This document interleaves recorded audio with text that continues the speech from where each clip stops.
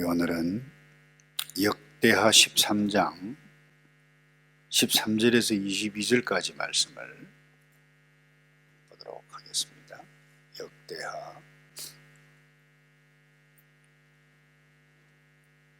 역대하 13장 13절에서 22절 제가 읽습니다. 13절입니다.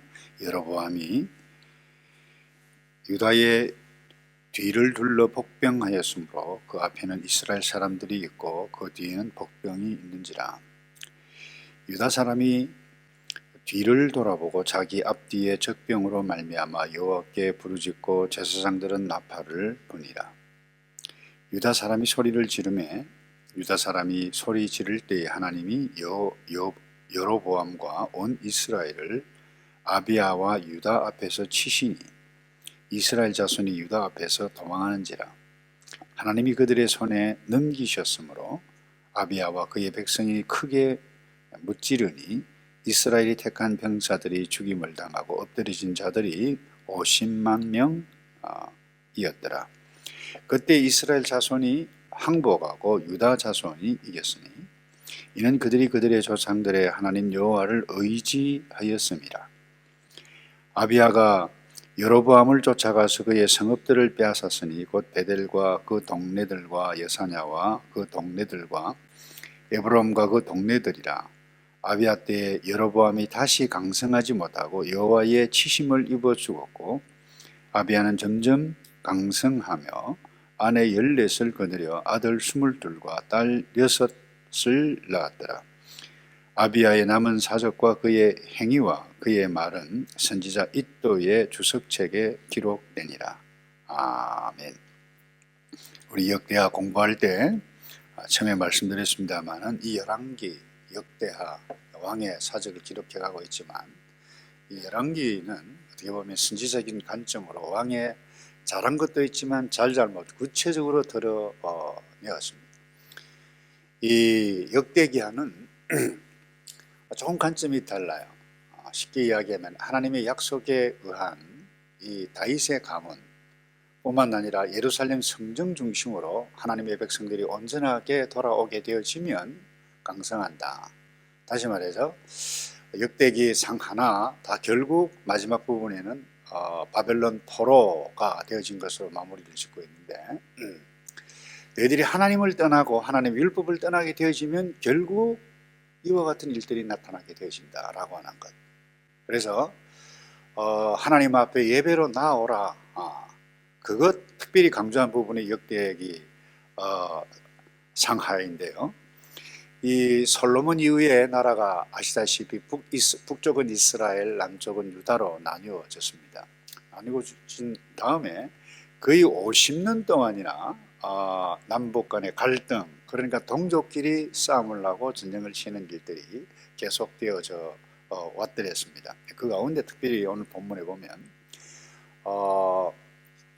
솔로몬, 그 다음에 르호보암이죠. 르호보암의 아들 아비야 왕 때에 이 여로보암 1세죠. 여로보암과 전쟁을 치는데 어제 본문에 보면 아시겠습니다만 이스라엘 군사가 80만 명, 남쪽 유다는 40만 반밖에 안 됩니다. 군사력, 숫자로 봐도 게임이 되지 않습니다. 그리고 역사적인 문헌을 보더라도 나라가 크기도 5배 크고 군사력뿐만 아니라 경제력도 대부분 북이스라엘, 이스라엘 평야도 북쪽이고 호수도 갈릴리 호수 다 북쪽이죠. 이스라엘에 속해 있죠. 그런데 이 남유다, 유다 베냐민 지파에 속한 나라는 먹고 살 게 별로 없어요. 거의 뭐 사막 지역이고 바다도 있는 것도 밑에 내려가면 사해에 가깝게 있는 이와 같은 부분밖에 없었기 때문에 쉽게 이야기하면 그 무엇을 객관적으로 보아도 전쟁을 그리고 경제적으로 보아도 게임이 되지 않는 그와 같은 형편입니다. 근데 오늘 본문에 보니까 이 전쟁이 붙었어요. 객관적으로 봐도 성산이 없어요. 이 남쪽 이 유다는. 근데 이 군사가 많은 이 북이스라엘은 이 여로보암 머리가 굉장히 잘 돌아가잖아요. 전면 그리고 뒤에 복병을 두어가지고 그야말로 앞뒤 막혀 있는 것을 보고 이 유다 사람들이 야, 이 큰일 났다라고 했을 때에 어제 본문 아시다시피 아비야가 엄청난 연설을 하게 되어지는 것을 보게 됩니다. 너희 잘못한다. 특별히 이 여로보암의 실정에 대해서 이야기를 하죠. 어떻게 하나님의 백성인데 또 제사장도 그렇고 너 네 마음대로 하느냐? 그거 있을 수 없다. 하나님 앞에 돌아오라. 그 다음에 이어지는 부분이 이 본문인데 이 숫자적으로 보니까 게임이 되지 않잖아요. 근데 놀래가지고 소리를 부르짖고 했는데 이게 보니까 제사장들이 나팔을 불고 근데 하나님께 부르짖었다 그랬어요. 그 결과 어떻게 됐나 오늘 본문처럼 50만 명이나 죽었어요. 북쪽 이스라엘 사람들이. 그래서 다시 읽어보면 이런 말씀입니다. 14절 제가 다시 한번 읽어볼게요. 유다 사람이 뒤를 보고 자기 앞 뒤에 적병으로 말미암아 여호와께 부르짖고 제사장들은 나팔을 불었다 그랬습니다. 유다 사람이 소리를 지르며 유다 사람이 소리 지를 그때에 하나님이 그랬어요. 하나님이 여로보암과 온 이스라엘을 아비야와 유다 앞에서 치셨다 그랬어요. 무엇을 우리에게 강조해 가고 있죠? 한번 보세요.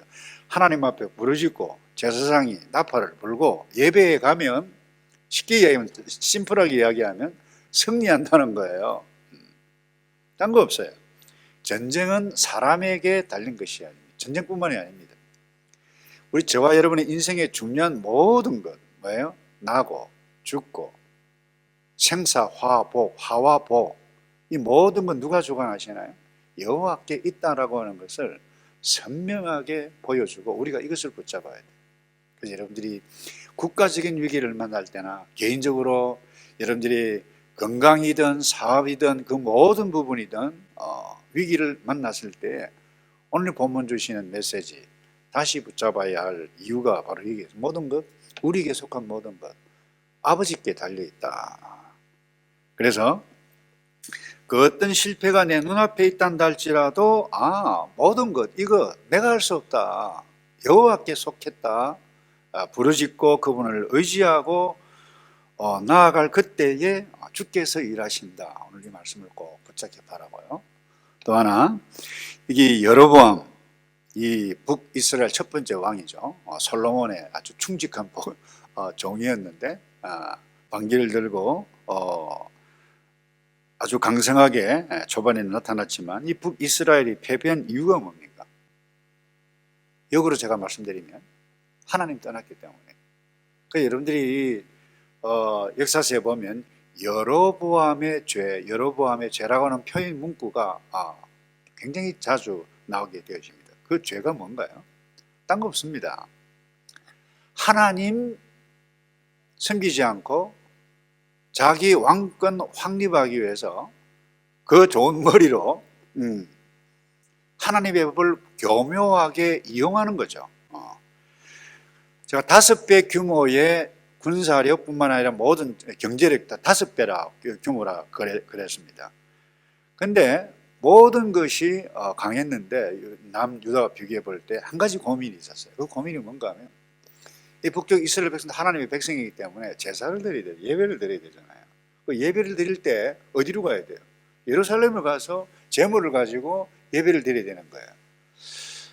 그러니까 제물도 가져가고 11조도 그쪽으로 성전으로 가지고 가니까 여러 왔다 갔다 하다가 우리의 참 주인은 르호보암이다. 여호와 같은 거기에 백성들의 마음이 나누어지겠다라고 하는 생각을 딱 들고 새로운 종교 정책을 발표를 합니다. 굳이 때가 어느 때인데 시대가 달라졌다. 굳이 예루살렘에 가서 예배를 드릴 필요가 없다. 그리고는 맨 북쪽 단입니다. 그리고 중간 지점에 베델이라고 하는 것. 베델과 단에 제단을 세웁니다. 금송아지를 세웁니다. 송아지를. 그리고 제사장을 레위인들 이런 사람들 하나님의 법대로 다 쫓아내고 자기가 쉽게 얘기하면 자기 마음 의용 이 목사 제사장들을 세워가지고 자기 마음대로 하는 거예요. 그래서 이와 같은 일들을 벌인 것이 여로보암이에요. 요 상황을 여러분 이 열왕기상 12장 27절에 보면 정확하게 제가 다시 한번 읽어드릴게요. 거기 보면 이런 말씀이 있어요. 이 여로보암이 이렇게 생각합니다. 만일 이 백성이 예루살렘에 있는 여호와의 성전에 제사를 드리고자 하여 올라가면 이 백성의 마음이 유다 왕 된 그들의 주 르호보암에게 돌아가서 나를 죽이고 유다의 왕 르호보암에게로 돌아가리로다. 이게 이제 고민이 되는 거죠. 그래서 한 것이 이에 계획하고 그랬어요. 작전을 짰다는 거죠. 그 나라이니까 정책을 발표한 거예요. 그 정책 발표 뭡니까? 백성들을 위한 정책 발표에 이어야죠. 근데 백성들을 위한 정책 발표가 아니라 누구를 위한 거예요? 자기 왕권 확립하기 위해서. 저는 과감하게 말씀을 드릴 수는 없습니다만 대부분 옛 왕조이건 지금 정권이건 뭐 미국이든 한국이든 어디든 할 것 없이 이 정치가들이 계획하는 것이 뭐예요? 결국 자기 왕권 강화예요. 이것 위해서 이용하는 거죠. 종교도 이용하고 경제력도 이용하고 사람도 이용하고. 그런데 특별히 하나님의 백성이었던 북이스라엘도 마찬가지인데 여기 두 금송아지를 만들고 무리에게 말하기를 너희는 다시는 예루살렘으로 올라갈 것이 없도다. 정책을 발표했는데 이제는 이제 예배 시대가 달라졌다. 베델 단에 가면 거기 가서 예배를 드리면 된다. 그랬다는 거예요. 그래서 여러분들이 성경을 보시면 구약 때 엘리야 선지자가 이스라엘 백성들에게 경고했죠. 하나님을 택하라, 바알을 택하라. 이 바알이 뭔가 하면 이때 여로보암 때 만들었던 이 베델과 단뿐만 아니라 각 산마다 높은 곳은 이 산당을 다 지었어요. 그러니까 거기 이스라엘 백성들은 산당 가서 예배를 금송아지 앞에 예배를 드리는데 자기들은 하나님 앞에 예배를 드리는 것으로 생각하고 예배를 드린 거예요. 근데 하나님은 뭐예요? 너희들 웃긴다. 내 법 떠나서 자기 마음대로 드리는 건 내 예배가 아니다.